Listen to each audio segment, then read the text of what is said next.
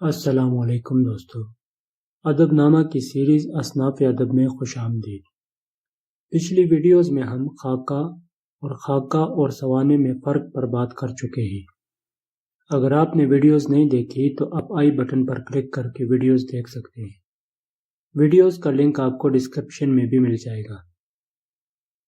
آج کی اس ویڈیو میں ہم خاکے کے آغاز و ارتقاء پر بات کرتے ہیں۔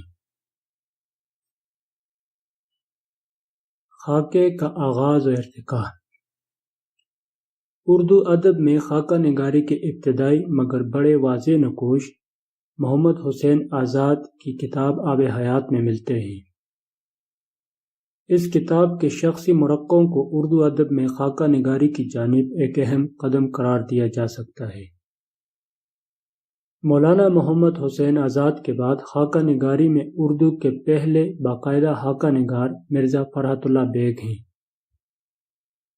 فرحت اللہ بیگ کا لکھا ہوا ڈپٹی نذیر احمد کی کہانی اردو ادب کا پہلا باقاعدہ خاکہ سمجھا جاتا ہے، جس میں انہوں نے اپنے استاد کی جیتی جاگتی تصویر پیش کی ہے۔ اس خاکے میں فرحت اللہ بیگ نے انتہائی خلوص و اپنائیت کے ساتھ اپنے استاد مولوی نذیر احمد کی شخصیت کو ان کی خوبیوں خامیوں سمیت بڑے شگفتہ انداز میں پیش کیا ہے۔ ایک وصیت کی تعمیل فرحت اللہ بیگ کا ایک دلنشین خاکہ ہے جو انہوں نے مولوی وحید الدین سلیم کا لکھا ہے۔ دہلی کا ایک یادگار مشاعرہ میں بعض شعراء کے دلچسپ خاکے موجود ہیں۔ فرحت اللہ بیگ کے بعد رشید احمد صدیقی اردو خاکہ نگاری میں دوسرا اہم نام ہے۔ گنج ہائے گرام آیا اور ہم نفسان رفتہ رشید احمد صدیقی کے خاکوں کے دو مجموعے ہیں۔ ذاکر صاحب ان کا ایک انتہائی خوبصورت خاکہ ہے۔ ان شخصی مرقعوں کے مطالعے سے یہ ثابت ہوتا ہے کہ رشید احمد صدیقی انسانی کردار میں محبت اور اخلاقی اقدار کو کس درجہ اہمیت دیتے ہیں۔ اس ضمن میں ان کے خاکے ایوب کو بطور مثال پیش کیا جا سکتا ہے۔ مولوی عبدالحق خاکہ نگاری میں ایک اور بڑا نام ہے۔ مولوی عبدالحق کے خاکوں چند ہم عصر کو اردو خاکہ نویسی میں سنگ میل کی حیثیت حاصل ہے۔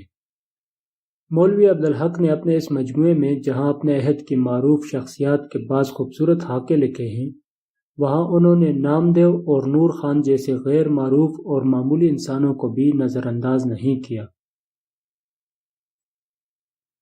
ان کے علاوہ چراغ حسن حسرت کا مردم دیدہ، عبد المجید سالک کا یاران کہن، رئیس احمد جعفری کا دید و شنید، شورش کاشمیری کے چہرے، شاہد احمد دہلوی کا گنجینہ گوہر، ممتاز مفتی کے پیاز کے چھلکے، سید ضمیر جعفری کے اڑتے خاکے اور مرزا ادیب کے ناخن کا قرض اردو خاکہ نگاری کے چند اہم مجموعے ہیں۔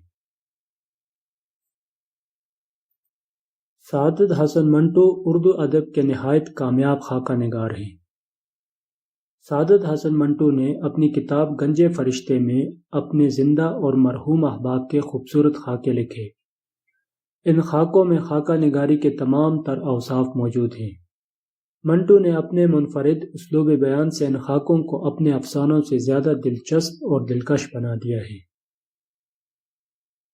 عصمت چغتائی کا خاکہ دوزخی اور اوپندر ناتھ اشک کا خاکہ منٹو میرا دوست میرا دشمن زندہ رہنے والے خاکے ہیں۔